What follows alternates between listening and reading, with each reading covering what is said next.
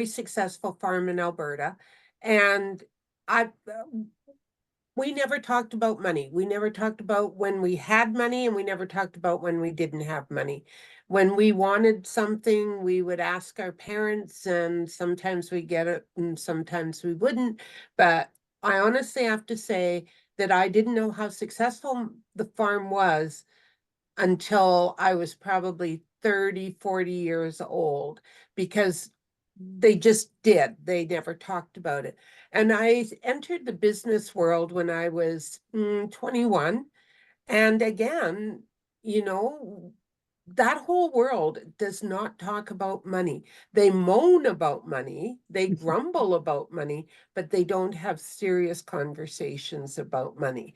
And if you really listen to them, none of them ever have money. Farmers never have money, and yet, especially I know in Alberta and also in Ontario, there's some of the wealthiest people out there, but they grumble that they never have money. And that goes right over into the business. They grumble that they don't have money, but they don't talk about it. And so, because we had witnessed this, and also we saw the struggles of not being able to talk about money had in our accounting practice, Shailene saw this in hers, we really felt passionate about it. We wrote a book called Cash Flow. And then we started putting on these quick 1 hour seminars, 1.5 hour seminars. And so this is just a touch of what we can do. So today we want to touch a little bit on how to increase your inbound cash. And it doesn't have to be difficult. It can be small. It can be big, it can be whatever you want, and how to increase your inbound cash, how to increase the speed of that. Because if your accounts receivable are sitting at 60, 90 days, you're financing that somehow. Whereas if you can get that money monthly, or if you can get that money daily on the day you do the job, it makes a huge difference. Conversely, we challenge people to decrease their quantity of outbound cash. If you can decrease your outbound cash by 10%, that's 10% of that's money in your pocket.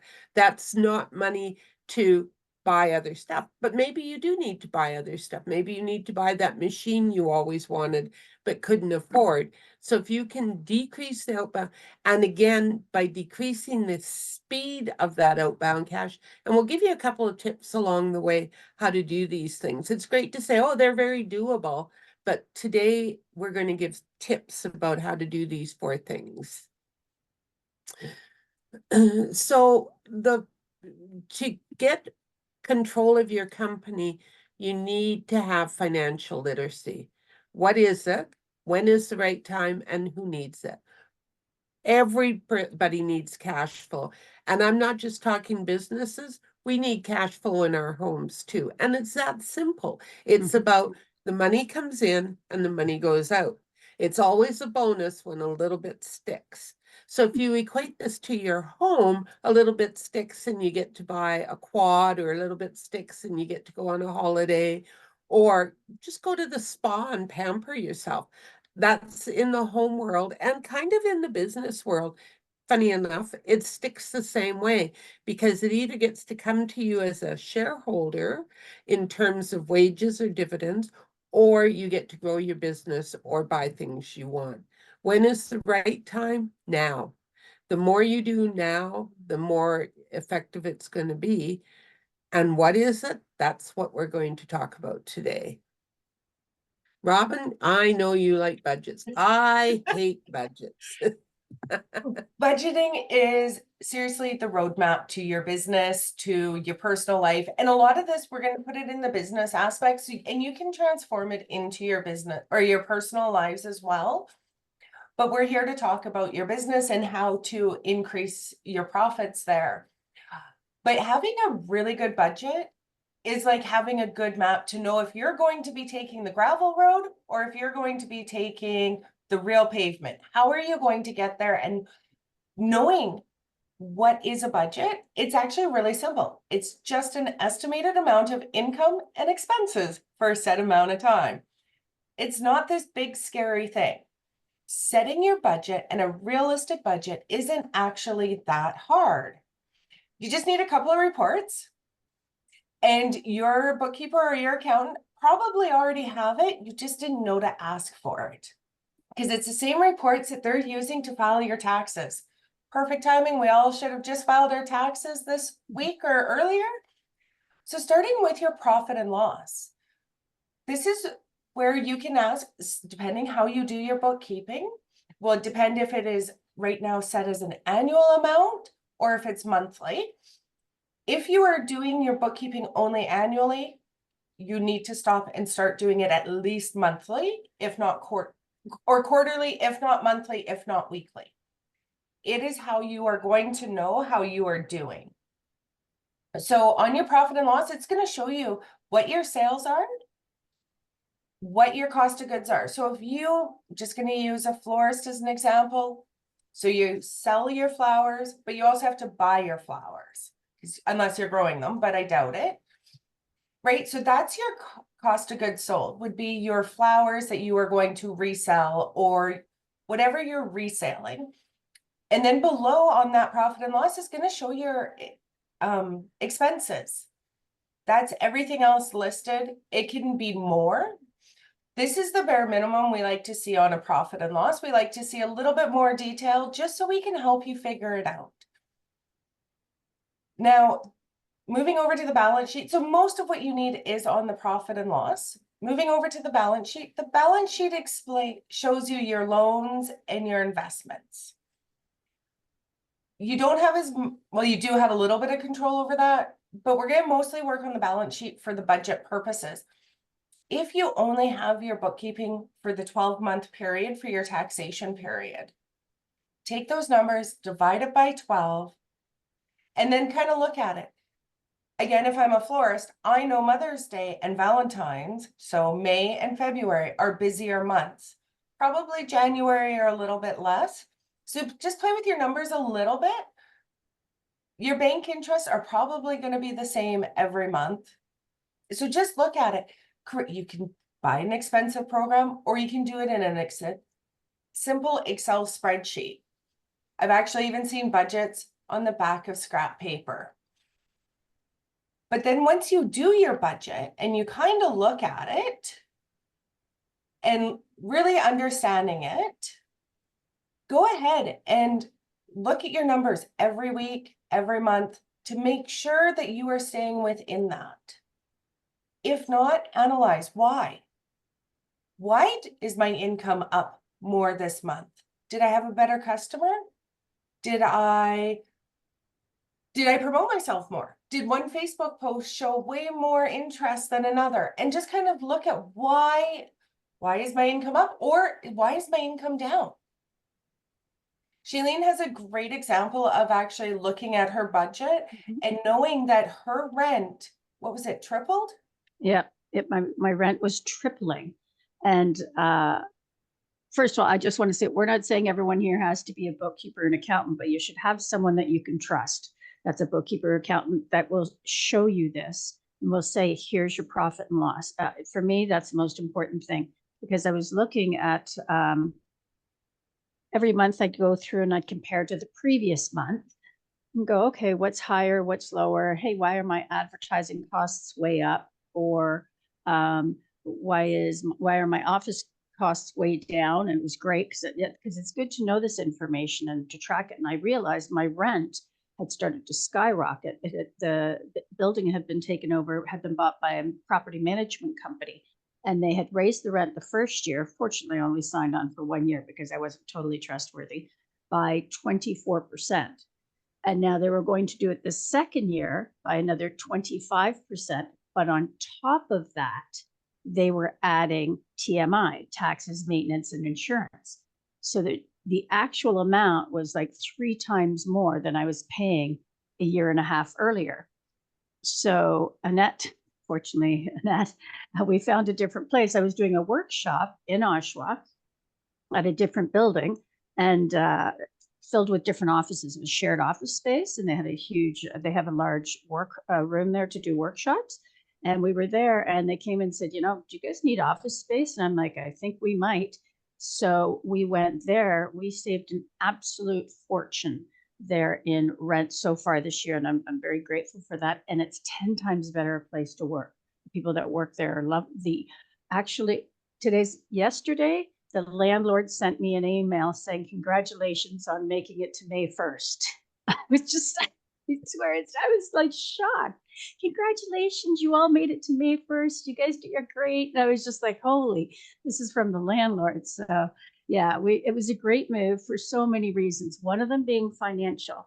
You don't have to understand everything that, for example, Rob and Linda and I understand about numbers, but it's great to sit down for an hour with your accounting professional and they can show you. And they can show you how to print this report. 15 minutes, you can look at this report. It'll take 15 minutes to teach anyone how to just go click, click, click. Here's your report. It's not, and if the person isn't willing to take the time to show you this, you should probably find someone else who actually cares about your business as much as you do. Annette and I have been doing this a long time. We have a fantastic staff of 8 altogether now. And we've been working together for years and years and years, helping businesses be successful. We're happy to sit down with someone. If they ask us, we'll sit down and go through whatever they want with them. Because if you know how you're doing, even just roughly all the time, then you know what you need to do the next month or the next week. So that's why I really love a profit and loss and a budget. And if your accountant and your bookkeeper are a good fit for you, and they don't have the time or the inclination, because Yes. lots of times this is outside of what they do, Yes. that's when you get a business coach. Mhm. Okay. And a business coach will sit and help you analyze this every month, every week. If you're in the construction industry, it needs to be every week because Mhm. that, especially during the busy construction season, those numbers need to be looked at every week. I want to tell a little bit of a story. I helped a trucking company go from 3 trucks in the oil patch to 52 in about 6 years. Unbelievable. And that was all done by doing this. And it was all done in QuickBooks, which is a very inexpensive accounting program. Mhm. So in QuickBooks, you have the option to make jobs. And so each truck had a job, and each truck, we tracked it to the parts, to the time, this man would sit couple hundred miles away from where the business was, and he would analyze those numbers, and we'd get phone calls, fire so and so, they're not performing, and just because the truck numbers weren't matching up, so and so is banging that truck hard, we need to replace this truck. And it was all based out of the budget and the financial reports that allowed him that. And Colleen, I have to say that this is so important because that gentleman took that company public and traded it on the Toronto Stock Exchange. Mm. But if you want to sell a business, like Shailene, you said you have clients that want to sell businesses. Mhm. This is a must. It's Yeah. not just to grow your business that this is a must. If you want to sell, transition, bring in shareholders, Mhm. do anything, you need accurate numbers. And always run your business as though you have the intention of selling it one day. That way, you know Yes. you're building your business just as though one day you may sell. This is what I tell people when people say, oh, probably not. No. Build it like you might sell it one day because maybe you will. Shailene, when you say that, so like Linda Yep. and I with the accounting practice, Mhm. it was one late evening, where Linda and I were sitting around on our personal time, enjoying actually a getaway. I had just had some health issues and had come back from the doctor. Her and I are talking about it, and we looked at each other and said, what happens if we list it and see what the price of our accounting firm is? Can we sell? Is it even doable? Because we had never even thought about selling. It was going to be a 30-year plan for me. 6 months later, we had sold it. No, we hadn't sold it. Sorry. Kevin at Sunbelt, who works with Colleen Oh, and introduced Colleen and I kind of in a roundabout way, okay. sold it, right? So again, this is where having a coach or being involved in a community, and Colleen and I are also in BNI, and I believe Sarah, that's where Sarah found us too, is through BNI. So Huh. BNI is a great way of getting to know other businesses Mm-hmm. that can help you, but it is a community, and more I am really passionate about helping women in business. I Yeah. already feel like we're swimming upstream. Yeah. And so the more we can support each other, the more amazing I think it is. Mhm. Good.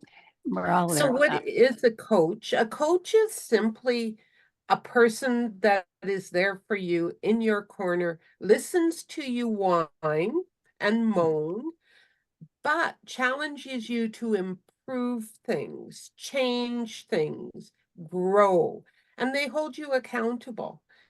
Because the work comes from you, the business owner. It does not come from some magic out of the sky person, but and so finding a coach that works with you, talks your language is so important. And like Shailene said, it needs to be a safe place because Yes. it needs to be a place where you can go in and you can say, I just had the best month ever, or best year ever. But you can't say that to most people because the reason you had that best year is you'd followed your coach's advice and increased your prices 5 or 10% Mm-hmm. and trimmed some other fat off of there. Mm-hmm. And so you can't be bragging about that around town, but that's really bottled up in you. And you need a safe place to say that. Or you need a safe place to come in and go, I don't know how I'm going to make payroll this month. Yeah. Or and I mean, you moan about it at the coffee shop or wherever, but a place where you can actually discuss it openly and honestly, how bad it is and what are Mm-hmm. some possible solutions. Because a coach isn't always about listening.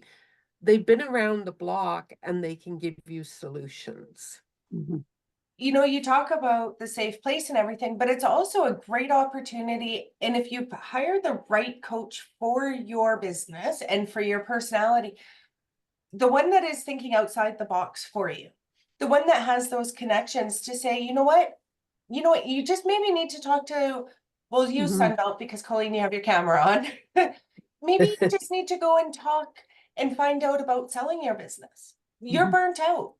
Maybe you need to go and talk to not necessarily a psychologist, but somebody and find who you are again.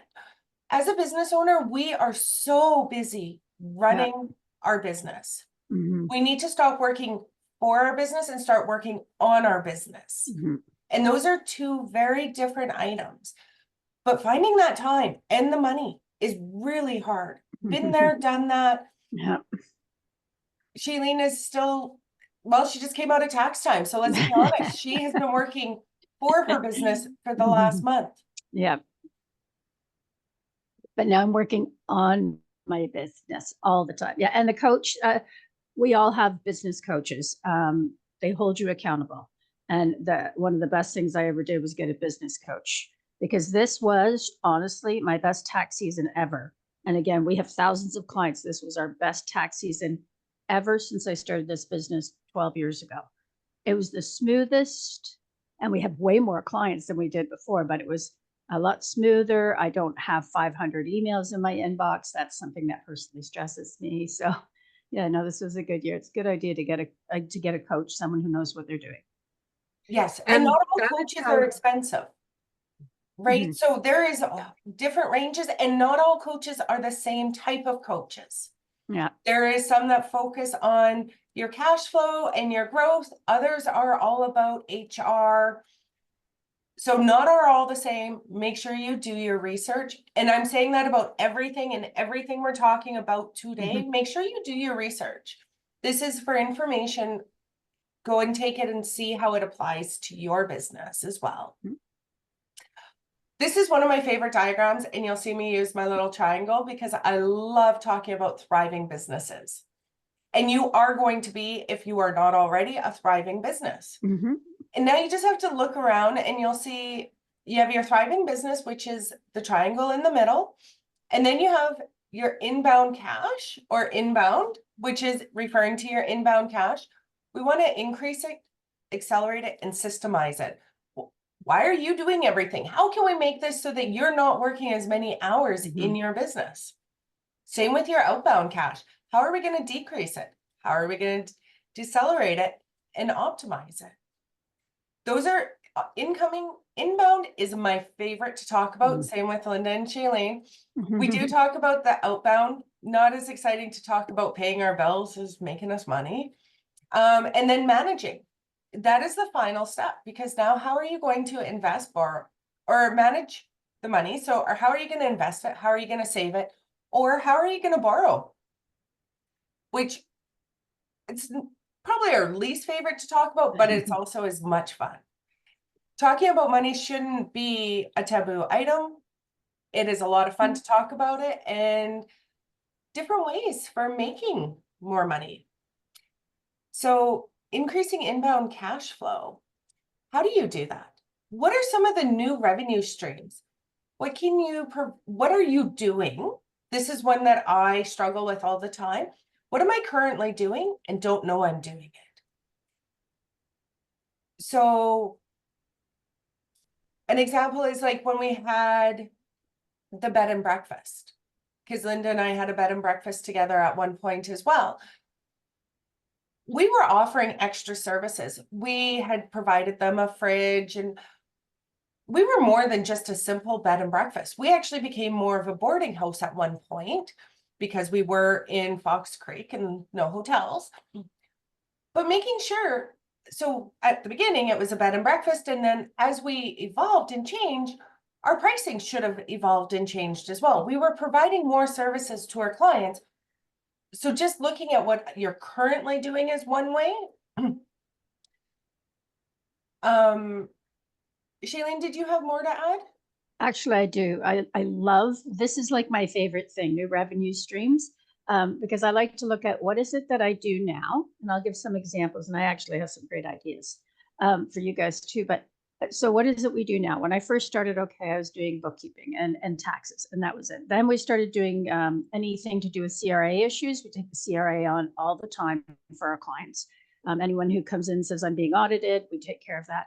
Then we started to offer new things. Okay, business consultation. If you want to come in, we can talk about what expenses you could write off, because almost nobody knows all the stuff that they are allowed to absolutely legitimately deduct from their income. And then we added in audit protection, audit insurance. So now if people want audit insurance, they pay a very small amount of money. And if for any reason they're audited after we do their taxes, they've already paid the insurance. So we'll take care of that for them. So it's nice to see what we already have and then build on that. So for example, I'm going to use Sarah as an example, because Sarah said she was doing self-defense. And I always find that really interesting. I have two daughters, they're 14 and 16. And I have a saying, and they are well aware of it. And I call it, pull the fire alarm. What I mean is, if you have any instinct that something might be going on, and you're, for example, in an apartment building, if you think you even might be getting followed, pull the fire alarm. I'll pay the $500. I don't care. So that's an example, but Sarah could I was thinking about working with self-defense for teenagers, offering a 1-hour workshop on confidence building. Teenage girls need that, trust me. Or there's so many other things that could be added on to the work that you're already doing. Even selling, the keychains where you can pull off the alarm, selling, those alarms, something like that. There's so much more that can be added on than just self-defense, and courses for women who've gone through spousal abuse and divorce. I wrote a book called Divorce Self-Defense for Women, and I discuss especially financial abuse, but also domestic violence and spousal and intimate partner violence. But something for these women specifically, I think would be excellent, especially if they're rebuilding after a bad breakup or a bad divorce. And there's just a lot that could be added on. For Tracy, the same thing. I'm sure you work with a lot of young women, but adding on to that, whether it's adding on something like, I'm sorry, I have rescue dogs, whether it's adding on even self-defense, that would be great. You know, team that up with dance, but selling products or talking about girls' mental health, young women's mental health. There's so much more that can be added on. So I love to look at new revenue streams with, especially with the clients you already have. So that's one of my favorites. Yeah, and you know, I like to sort of refer this back to the trades sometimes. And I know we have no tradespeople in here today, but if you think about the plumber and he comes into your house, if he's proactive and he wants to increase his bottom line, he's already there. How easy is it for him to say to me, you know, I fixed your leak. Do you want me to check yada, yada, yada? You have 2 fireplaces. Do you want me to check those? Be upfront about it, though. There's a fee for this, but I can check your fireplaces. I can check your other plumbing quickly. That'd be yada, yada. Would you like me to just book you in for an automatic follow-up in 6 months so that you don't have to think about falls coming? Do you want this done? Do you want that done? So a plumber that traditionally would wait for the phone to ring and get invited to come and fix your problem is now solving your problem before you have a problem. And in our busy worlds today, that is huge. I would willingly pay for a plumber that would do that, because when my plumbing doesn't work and I have a cold shower in the morning, I am not a happy camper. I have 1 bathroom in my house. When it doesn't work, I am not happy, right? And this is true not just for plumbers, but they are such an easy group to pick on because we all understand that pain. And so the same goes, you know, I helped mentor a plumber and we set up a membership program for him. And that's kind of what this is, where he has you on automatic recall. So some membership programs are more like Timmy's and all of that, where you get a discount. And discounts sometimes make sense, but you need a lot of volume to be able to offer a discount program. When you can offer a membership program that's value added, it's a win-win. It doesn't cost you anything. In fact, it makes you way more money, but you are solving someone else's pain. And with that membership program comes in an educational content too. But another place to do educational content is sometimes just for free. Posting a few things on your page, on your Facebook page, your LinkedIn pages. Lots of times that educational component makes people go, I want to deal with so-and-so. I want to have them because they're educating me about stuff that I don't have to look like a fool to learn. Shailene, do you want to talk about the average spend, increasing the average spend? Absolutely. I could speak to that. Robin's probably better speaking to that. Just one thing, the educational content, it's so easy to do. I put out a tax tip of the week. We put across social media, Shailene's tax tip of the week. And you just put out a quick 1-2 sentence tax tip that people love my tax tip of the week. I had no idea, but people kept talking about it. I found out later on. Increasing the customer average spend per purchase. And I'm going to use Robin's example. Robin really should speak to this. Robin, did you want to speak to this? Because you know, you speak to this. I'll speak to some I stuff. can, absolutely. You know, increasing it, Walmart makes us do it. So you get to Walmart, you go in to do your grocery shopping and your kids' clothes and you're doing the one-stop shop. Now you're heading to that checkout. They know you're hungry, you're thirsty, and you're miserable. They absolutely know it. They line, you walk in, you get all your healthy food because you're motivated and you get your salad and you get everything. And then you get to that checkout and you are defeated. They know it. They line that whole area with chocolate bars and chips, but it costs more to buy those individual chocolate bars than it would have at the beginning of the store.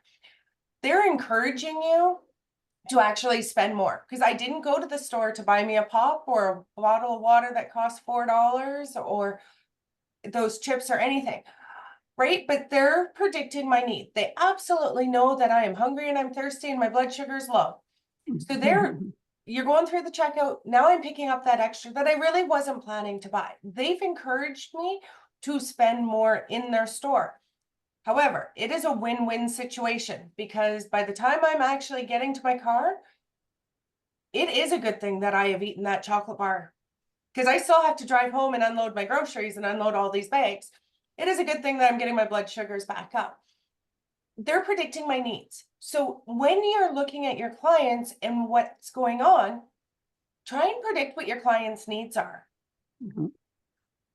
Just going to throw it out there. Eyelashes are a big thing right now in our house, making sure that we have 2 for all 4 dances, right? Like just making sure I have all my eyelashes lined up. If a dance teacher was there and when I'm short an eyelash, goes, I have some for sale. Tracy, I sell will pay. eyelashes. At that moment, I will pay way more for an extra set of eyelashes because I have forgotten mine at home. Right? So predicting what my clients' needs are and just going, it is okay to charge them a little bit more, increasing how much your clients are spending. Mhm. And the other part is the referrals. It's okay to ask your best clients. Don't Yes. ask your bad clients. Only ask your best clients for referrals. They already Your know best- your rate. They see your worth. Just Yep. ask them. And nothing here is They know somebody. nothing here is about taking advantage either. It's if a plumber comes into my house and fixes something and says, "Hey, do you want me to come back and fix this?" I'd be like, "God, yes." Like, I would be thrilled because this is something I don't want to do. So it's not about taking advantage of someone. It's just about seeing what perhaps that person needs, like eyelashes. Sarah, sell eyelashes. Oh, sorry, Tracy, I'd be selling eyelashes just on the side. Yes, predicting your Mhm. customers or clients' pain, predicting their needs is Mhm. where you will often increase your per sale item. So if you can get $200 instead of $100 from the same customer, you're way ahead of the game because they're there and retaining that customer is the next big thing, right? Mhm. So you get the customer, but when you can predict their needs and you can help them solve their needs before they even know their needs, Mhm. sometimes it really helps. Yep. And so we talk about monthly subscriptions, Mhm. and some businesses are obviously more open to this and it's easier to implement them. Accounting, bookkeeping is Yep. one of those. So in the good old days, we used to do up taxes once a year. This is before GST days. There might be Mhm. people in here that weren't even in business before GST days, but you tended to do your taxes once a year.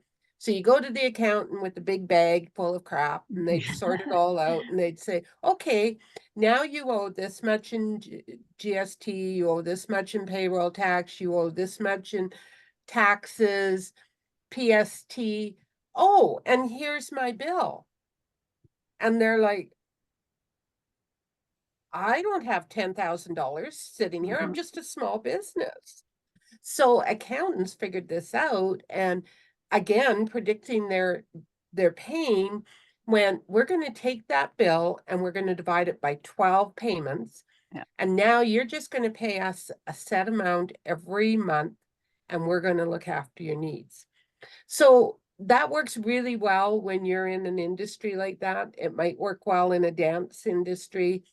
It does not work well in a plumber's industry because that is so much based on, but they can still do a subscription type service for that routine call that they make and things like that. And if they're doing a lot of work for a bigger firm, big complex, sometimes I've seen them also put some of their things on subscriptions. I always feel like a subscription is a really good way of getting your money broken up frequently so you have better cash flow. But you're predicting your customers' pain because they're not going to get that 10,000 hit once a month, like in the accounting world, where they owe multiple things. And so subscriptions to me are huge. Shailene, maybe I'll address the invoicing faster. So when we had the accounting business, I was notorious for not invoicing on time. Notorious. I was the one that was like, got to get the customers, got to meet this deadline. This has got to get done. This has got to get done. But I was enough of a control freak that I also had to approve the invoicing because none of our 10 staff could do that, including my partner, Robin. That was my thing. And so, you know, it really, sometimes it was the 20th, the 25th of the month when I was invoicing for the previous month's work. When I stopped that and started saying, no, I am going to invoice within 5 days of the month end. And then I really challenged myself to invoice on the first, and now it's the second. I got to do that today because I didn't do it yesterday. When I changed my attitude about invoicing, it changed my clients' attitude towards paying me. It really seemed like if I waited 25 days, it was out of their mind and they weren't thinking about paying me anymore. And so they took longer to pay. Whereas if I got that invoice out, then they got the payment into us. And this is so important if you're invoicing that you get your invoices out. If you can get it out the day of when you're standing in somebody's kitchen after you've solved their plumbing pain, get that money then and make it easy for them to pay. If they want to e-transfer, e-transfer. They want to write a check, take the check, right? Yeah. And if you take credit cards, suck it up, take the credit card, because then you're still not going to pay money on collections and you're going to have that money in your pocket ahead of time. But if you can do subscriptions and prepayments, but invoicing faster is huge. And when we started invoicing faster and I started releasing the reins on the invoicing a little bit to get that done, then our collections changed. And, you know, the whole collections thing, that wasn't my department. So I didn't, for many years, didn't tie the fact that my poor invoicing was creating collections issues for Robin. And I am going to let Robin address the collections because this is her thing. You know, this goes back to, let's never talk about money. Let's not talk about if we have it or we don't. Collections was the hardest thing for me to first start doing until I realized the clients that weren't paying weren't good clients. I didn't need to keep them as my friend, as a good customer. Why? Why was I financing other people? So with collections, it's okay to be picking up the phone saying, hey, you're 30 days late. I need my payment. We're going to have to cut you off. I can't keep working for free. I'm not a charity. Still didn't get payments. I would make payment plans. And if they would not make the payment plan or keep the payment plan, I get myself a really good collection agent. They're not that hard. I have a couple that are down in Calgary. They actually only charged me, I believe it was 3 or 4% of the money they collected. So it's not this big, scary thing. Biggest thing I learned when I was doing my collection calling, it was awkward for me because I pay my bills. It was always worrisome that if I ever was late on a bill, I never had collection calls. So it was big, scary for me calling these people. The people were so used to collections. I also got really good to know that I could not phone the first week of the following month because every collection agent is calling then. I'm better to call in the middle of the month. They would answer my calls at that point, right? Like just kind of learning your clients. But you don't need to, if you have to send somebody to collections, don't keep them on. You are worth more. When Linda was talking, all I heard was she was the bottleneck. She needed systems and procedures and to be able to allow her business to run without her. That is one of the biggest things. And it's hard because we have invested everything as an entrepreneur or a sole proprietor. however you have your business set up, we are everything to our business. We are the ones that have given all of our finances, all of our time, all of everything to make our business run successfully. It is hard to give control and allow anybody else to do this. But it is your end result where you want to be able to be. Oops. Sorry, Sheilene, did you have anything to add? Actually, no, I completely agreed with everything you said. Like, and that's right. And do value yourself. If people owe you money, ask them for it. Mhm. Collect it as quickly as possible. Oh, hey, while you're here you go. Have Yes. Square. We take e-transfers. Here you go. Yeah, right away. Once you hold off, and I've been there too, we're all business owners. I've been there too. Once you hold off, it gets very difficult over time if you haven't invoiced right away or collected the money right away. If the person's right there in front of you, try to get it right away if you can, just because you deserve to be paid because you've already done the work. It's not like someone's leaving Walmart without paying and say, hey, I'll get you next month. That's not what's happening. So why would anyone be doing this to a self-employed person?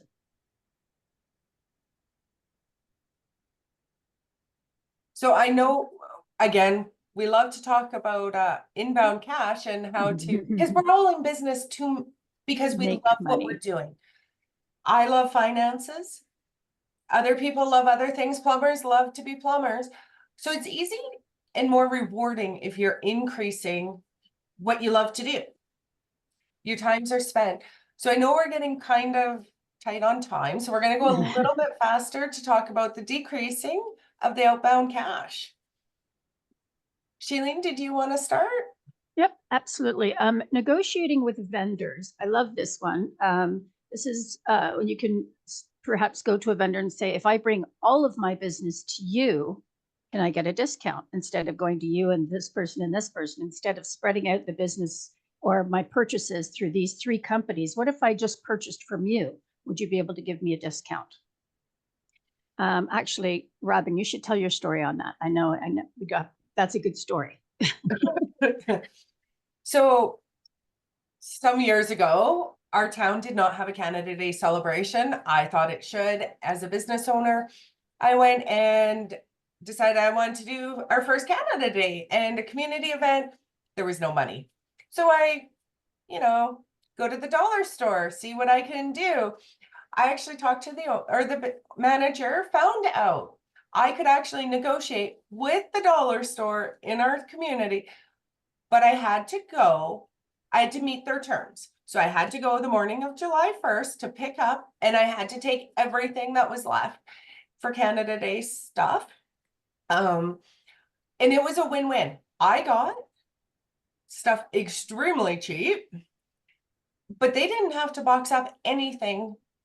So it was a complete win-win. They didn't have to pay anybody to box it up. They didn't have to store all the Canada flags and everything. I got to give it away for our community. It was a complete win-win. I think it was probably 5 cents to the dollar, 10 cents to the dollar. Like, it was such a discount just because I asked. I was looking for like a 10% discount. I got way more, but I asked. And they were willing to help me. And it was a win-win. Both of us won that day. So it's amazing. Just, again, don't be scared to talk about money. Ask questions, confirm. And then we move over to yourself of evaluating your budget. Look at that budget again. Make sure, are you following it? Am I using the right kind of credit type for my purchase? Is this a long-term purchase or is it a short-term? Am I going to have the money to pay it? That should determine if you are going to use a line of credit versus a credit card versus getting a loan. Hold yourself accountable to your budget, making sure that you are staying within it. Unless you are increasing your revenues, then all for it. Make sure that you're like watching your expenses and evaluating where can you be more efficient? What can you systemize? Where can I do better? Where can I maybe negotiate with vendors? And holding yourself making sure that you're going to be here in 5 years as a Yes. successful business. Mhm.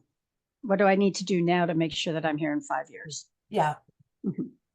And so if you take what Shailene said, and she goes to one place and says, if I bring all my business, if I purchase all of this from you, what Yeah. kind of a discount can I get?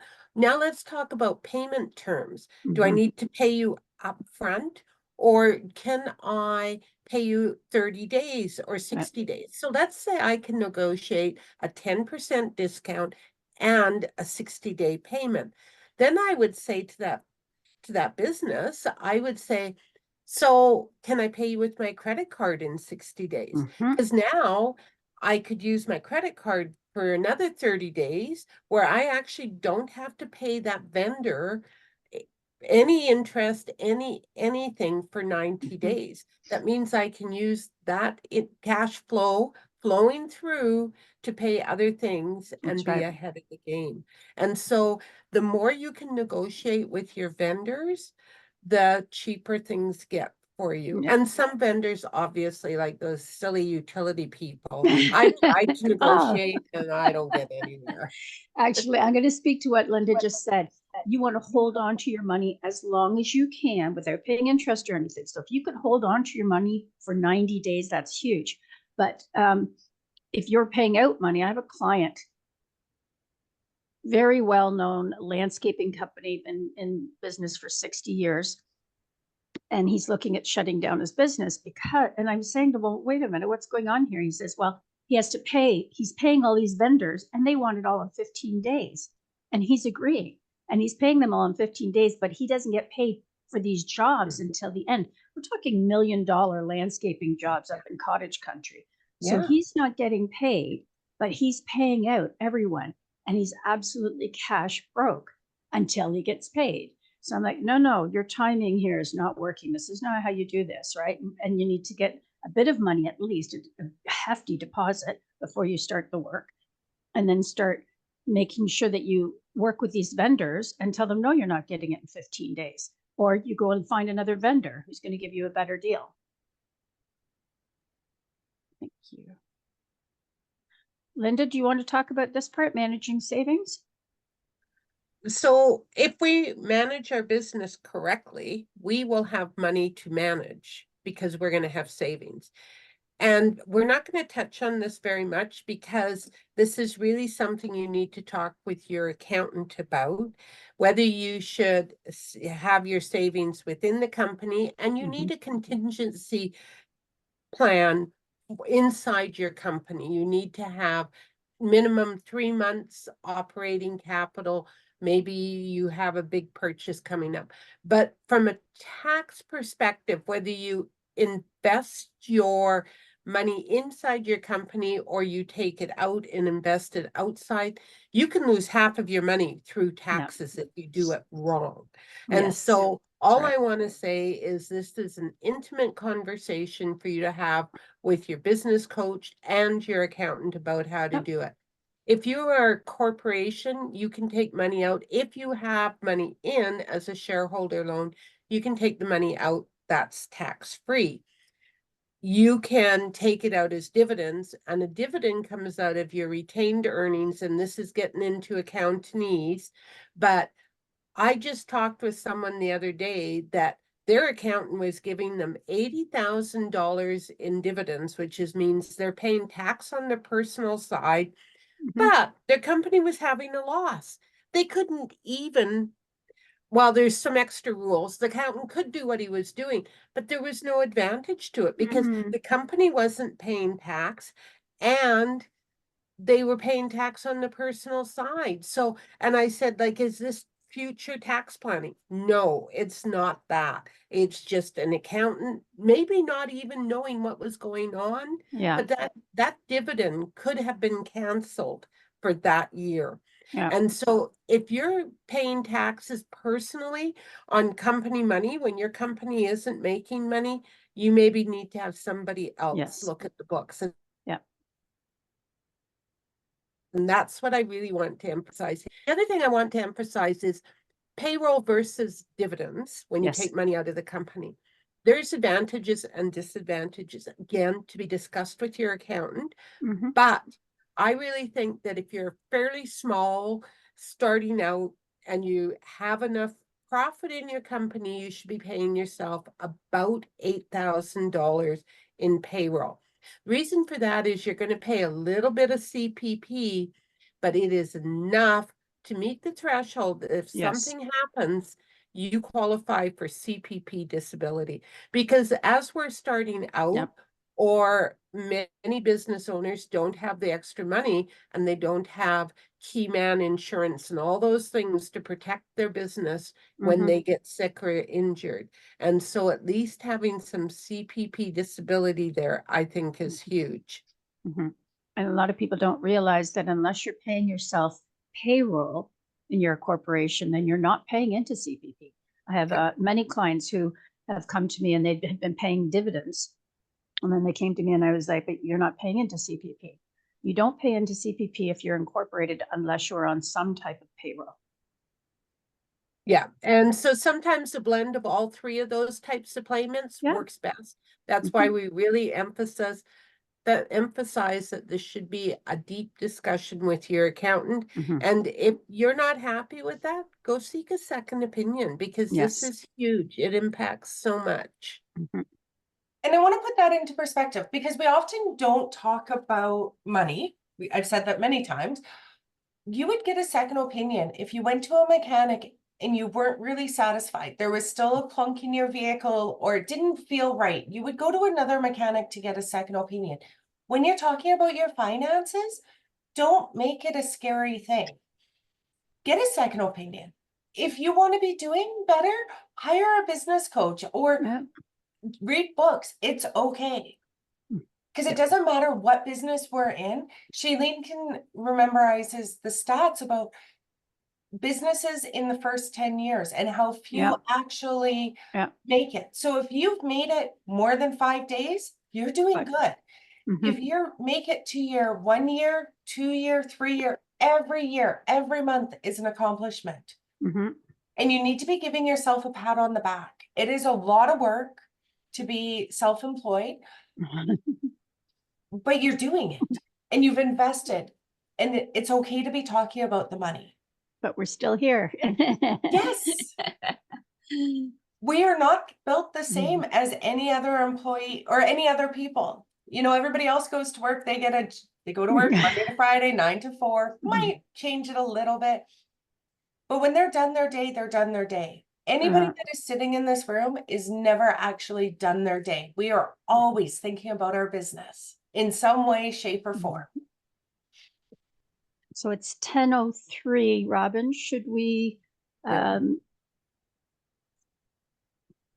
Maybe yeah, I'll stop recording so we could do questions and answers, and I'll just slowly go through the slide then. yep. If people have questions, they can ask about them.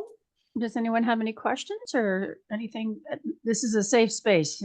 Any questions you have, this is the space to ask it, that's for sure.